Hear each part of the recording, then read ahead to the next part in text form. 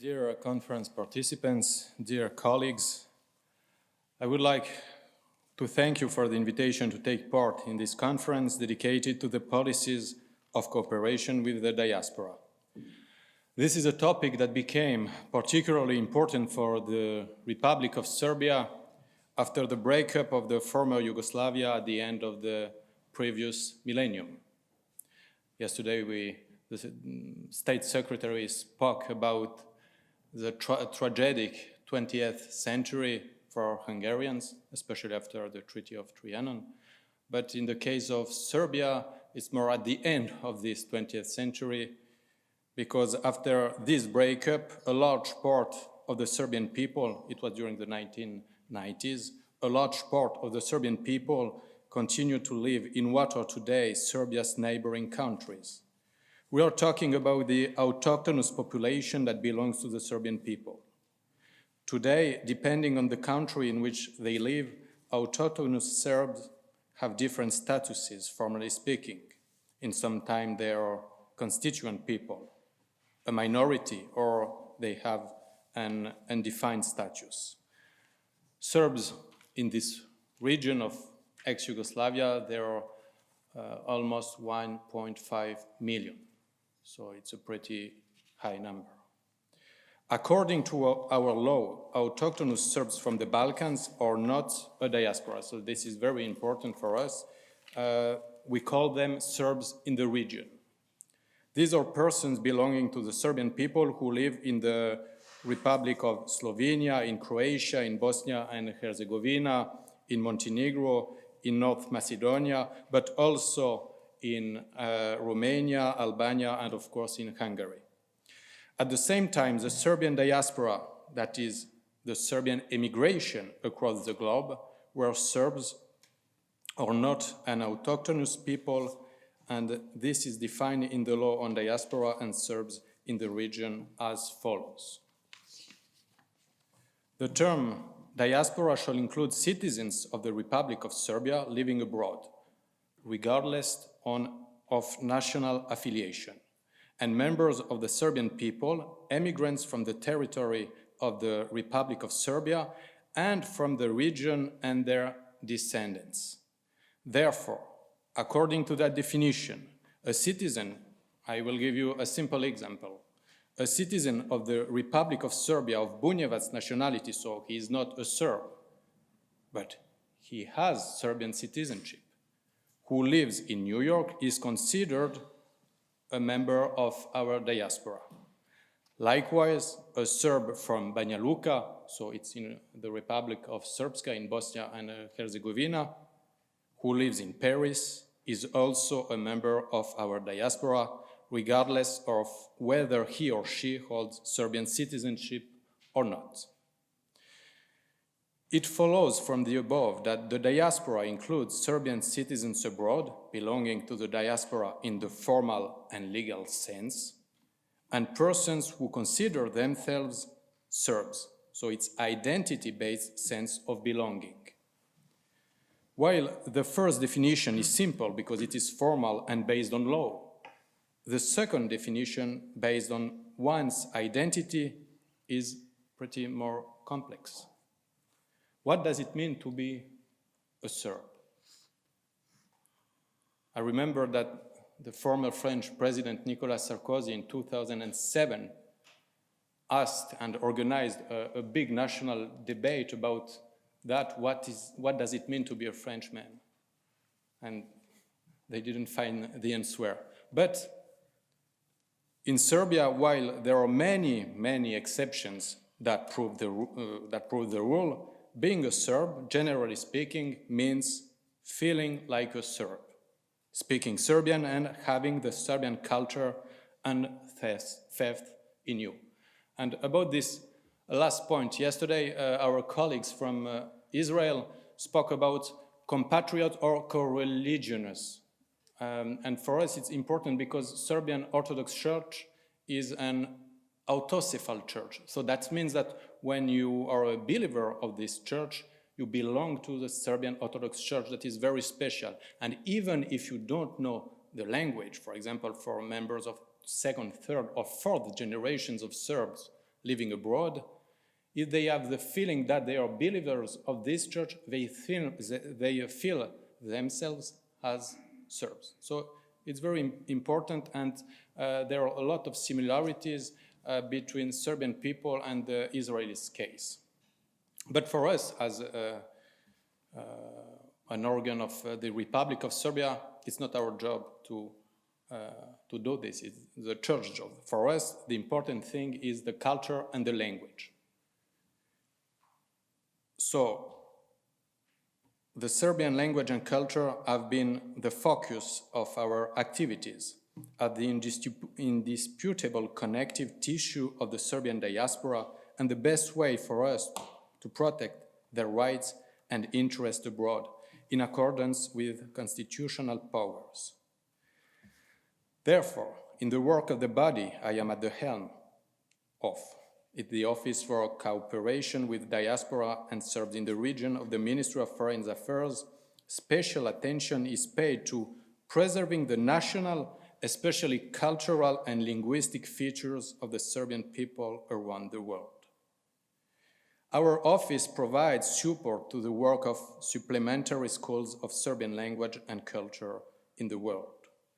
All of these schools are open to children of Serbian descent and to others that want to learn Serbian language and learn something more about Serbian culture.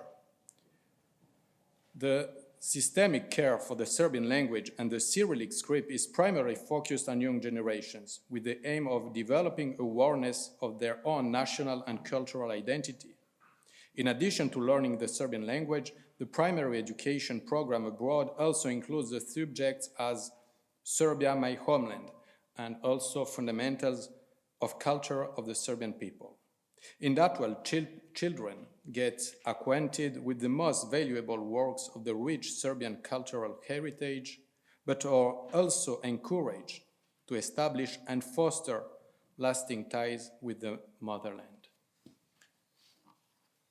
Only in the previous year, the Office for Cooperation with the Diaspora and Serbs in the region supported the opening of new schools in the Netherlands, in Malta, Russia, Austria, Spain, and Portugal.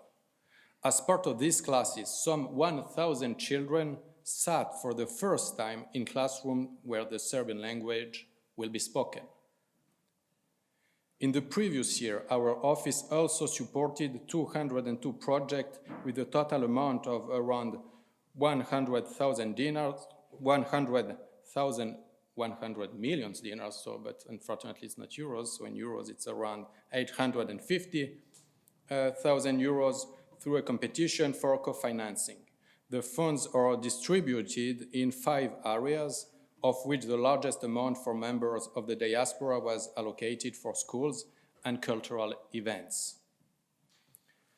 This year, we will traditionally support summer schools for young members of the diaspora in Serbia, so they can come and see how Serbia is doing now, and professional training for the teaching staff abroad. This year also, for the first time, our traditional media conference of the diaspora and Serbs in the region was dedicated to the role of the media in educating the youngest generations of the Serbian diaspora about the culture and language of their people. Other authorities of the Republic of Serbia also cooperate with the Serbian diaspora across the globe within their purview. For example, the Ministry of Culture and Information, among other things, co-finances projects in the field of cultural activities of Serbs abroad. The importance of fostering the culture of a nation and developing national identity is pointed out in the international documents and recommendations issued by UNESCO, the Council of Europe, and others. It is recommended to find a balance in developing universal, on one side, and national values by fostering values based on language, religion, tradition, and customs of one nation, and which are consistent with universal human values. Being aware of your own identity, knowing and loving your people is a prerequisite for loving and respecting other peoples and their cultures as well. And that is where the true universal values are reflected. Command of the Serbian language and awareness of one's own identity are not only a precondition for a person to be open to the world and other languages, but also a precondition for returning to the motherland.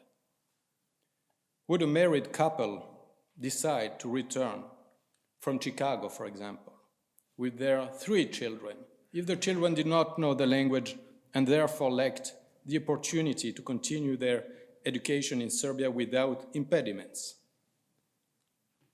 Would persons belonging to the 2nd or 3rd generation of Serbs decide to come and live and work in Serbia if they were not aware of their identity and culture, and if they did not speak their mother tongue well enough? Of course, they wouldn't. Some research studies testify to the tendency of the influx of highly educated members of the Serbian people from the diaspora to Serbia, and we are very pleased about that. My colleague Ivan Brkljac spoke about it this morning. This tendency of return exists. In the previous 2 years, more people returned to Serbia than they left the country and headed abroad. Why is that the case? Well, the Serbia of 2022 is not the Serbia of 2000s, which was just emerging from wars, illegal bombings, and sanctions. It has strengthened economically, especially in the past few years. Of course, purely economic rationale still gives the West an advantage over Serbia, and you showed us a really good map about that. But to a much lesser extent than before. And while the economic situation in Serbia was improving, social stability in the West was deteriorating, especially in large metropolises, and was further exacerbated by the COVID-19 pandemic. It is only logical that the interest of entire families in the return to Serbia increased and has been increasing to this day. And on the other hand, the living environment and social stability are increasingly important factors in deciding whether to live or to return. We are convinced that the tendency to return will continue because we believe that the strengthening of Serbia, both economically and socially, will continue as well.